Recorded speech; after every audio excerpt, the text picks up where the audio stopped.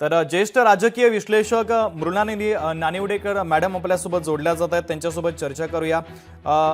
स्वागत आहे तुमचं लोकशाही मराठीमध्ये। एक राजकीय भेट महत्त्वाची होते आणि त्यानंतर राजकीय वर्तुळामध्ये अनेक चर्चांना सध्या उधाण आल्याचं पाहायला मिळतंय। देवेंद्र फडणवीस ज्या हॉटेलमध्ये आहेत त्याच हॉटेलमध्ये राज ठाकरे आहेत आणि या दोन्ही नेत्यांमध्ये आता भेटीची बातमी देखील समोर येते। सूत्रांनी देखील त्या संदर्भात माहिती दिलेली आहे।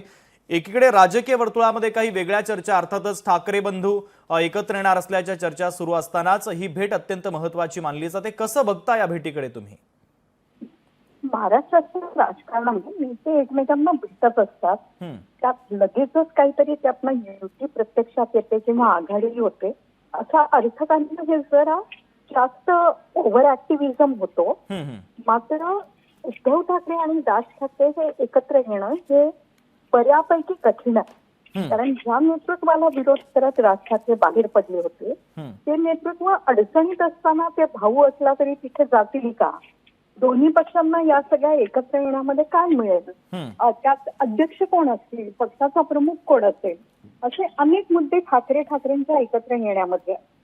भारतीय जनता पक्षाला राज ठाकरे यांनी लोकसभेत मदत केली। आता त्यांना भारतीय जनता पक्ष मुंबईच्या राजकारणात जर काही जागा देऊ शकत असेल तर ते शक्यता निश्चित चाचपडून पाहतील। राज ठाकरे मोठे नेते आहेत, राजकीय युतीत त्यांना भेदाभेद नसतात, ते दोन्हीकडे मोकळेपणाने जातात आणि येतात।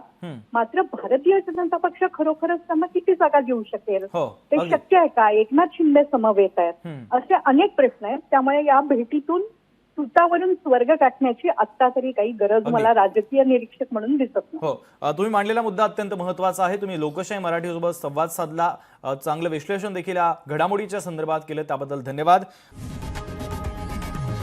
लोकशाही मराठी ऐका, पहा, जागरूक रहा।